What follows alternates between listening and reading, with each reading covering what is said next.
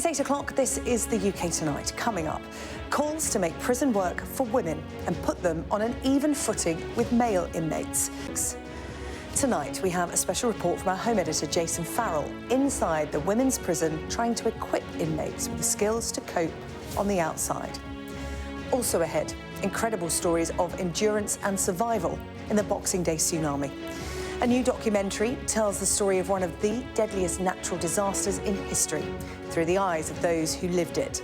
I'll be joined by two of them in the studio tonight.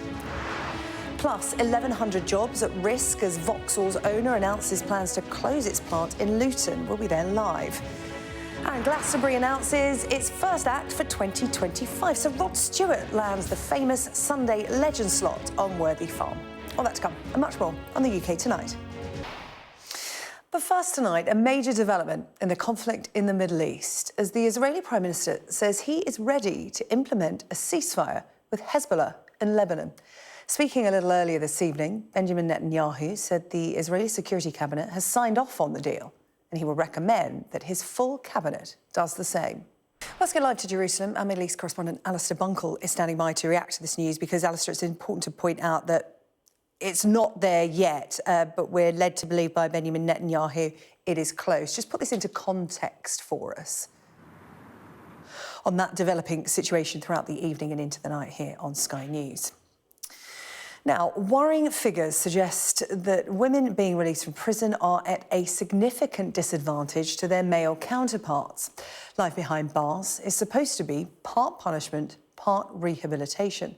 But statistics show that women are half as likely as men to find a job within 6 months of their release. Ex-prisoners with a job are far less likely to re-offend. And our home editor, Jason Farrell, has visited a prison in Cheshire, taking a hands-on approach to preparing inmates for the outside world. Well, former inmate Scarlett Robert joins me now in the studio. Scarlett, good of you to come in and talk to us. You were in prison for 4 months. You were released in 2022, and I know you do a lot of work on this side now, talking about rehabilitation and penal reform. We were just watching that report together and talking about that prison in Cheshire, and you said there was none of that in the prison I was in. Correct. That's very providing women with opportunities. Yes. So I think in terms of rehabilitation in... What the women tend to be given shorter sentences. Well, we did ask the Ministry of Justice to comment on Scarlett's account of life in a women's prison. They haven't provided a response to us this evening, but they did respond to Jason's report. The Justice Secretary, Shabana Mahmood, said this: for many women, prison isn't working. Most women in prison are victims themselves. Over half are mothers, with a prison sentence separating parent and child. That's why I'm establishing a new Women's Justice Board tasked with reducing the number of women in prison by exploring alternatives to custody for female offenders. In other news tonight, the owner of Vauxhall says it plans to shut its van factory in Luton, which is putting more than 1,000 jobs at risk. Stellantis say it's hoping to transfer some of these roles to its facility in Ellesmere Port. Our business correspondent now from Luton. An unsettling time for those that work there, Paul. What do we know for sure at the moment? Russia has barred UK cabinet ministers, including the Deputy Prime Minister and the Chancellor, from entering the country after expelling a British diplomat and accusing him of spying.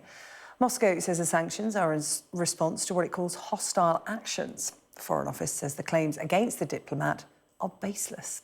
Well, let's get more on this. And Ivor Bennett is standing by. Ivor. Still to come on the UK Tonight, the new documentaries telling the stories of the Boxing Day tsunami through the eyes of those who lived it. Welcome back. Now, Boxing Day marks 20 years since the Indian Ocean tsunami. More than 220,000 people died in 14 countries in one of the deadliest natural disasters in recorded history. As I said, the scale of this, to be 14 countries, lost nearly 250,000 people during that. And kindness, those fishermen on that boat. Dangerous for them to take you beach. So we're not expecting anything in terms of an update from Israel this evening, perhaps into tomorrow morning. But what did we get from President Biden's speech there, James? So to come on the programme. A year on before the first test in Perth. Are the Ashes mind games already underway. How's it only a year to go? And more after the break. Hello, welcome back. Teddy is here with the sport. And this time next year, the first Ashes test will have just finished in Perth, if our timings have, if I've worked that out right. But the Mind Games apparently have already started. It's going to be a long 12 months or so, isn't it? That's from us. Well, that's all from us, in fact. We'll be back tomorrow night at 8 o'clock. Up next, it's The World with Yalda Hakeem. We'll see you tomorrow at 8.